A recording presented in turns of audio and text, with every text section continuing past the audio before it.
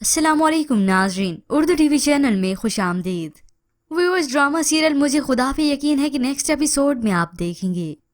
ردا کی دوست مہوش فرقان کو سمجھا رہی ہے، آدمی کتنا ہی بے وفا ہو، عورت اس کے لوٹ آنے کی راہ دیکھتی ہے۔ تبھی فرقان کو بھی یہ بات سمجھ آ جاتی ہے کہ ردا کچھ کہتی تو نہیں، مگر ہاں اسے حماد کے لوٹ آنے کا انتظار ضرور ہے۔ جبکہ ویورز، دوسری جانب شاکرہ بیگم جسے تو مرچی لگی ہے، اسی کی طرح کسی نے چال چلی تو اسے سہا نہیں جا رہا کہ اپنی آدمی سے کہو کہ میرا قیمتی سامان واپس لوٹا دے، میری پوری زندگی کی جمع پونجی ہے۔ اور ساتھ ہی وہ اسے حماد کی دھمکی بھی دیتی ہے کہ حماد نے پولیس کو بتایا ہے، چھان بین ہوئی تو تیرا نام بھی آئے گا۔ مگر اب شاکرہ بیگم کو کیا معلوم کہ معاملہ ہی کچھ اور ہے، اور وہاں فرقان جو باتوں باتوں میں اب حماد سے باتیں اکلواتا ہے کہ ردا سے معافی مانگ لو، اسے اپنا لو۔ تبھی حماد بھی کھل کر اپنی فیلنگز کا اظہار کرنے لگا۔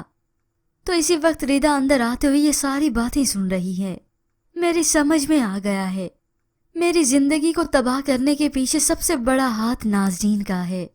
اس نے مجھ سے میری خوشیاں چھین لی، اور اسی دوران وہ فرقان کو اپنا فیصلہ بھی سنا دیتا ہے کہ بس مجھے اپنے ہونے والے بچے کا انتظار ہے، اسے لے کر میں یہاں سے چلا جاؤں گا۔ فرقان نے اس فیصلے پر حیرت کا اظہار کیا۔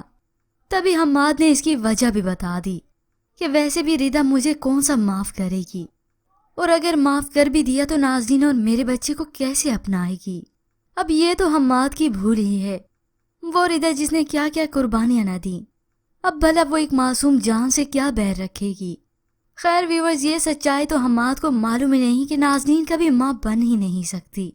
ہوپ سو نیکسٹ ایپیسوڈ میں کچھ نہ کچھ ٹویسٹ دکھایا جائے، کم سے کم شاکرہ بیگم کی اصلیت تو سب کے سامنے آئے۔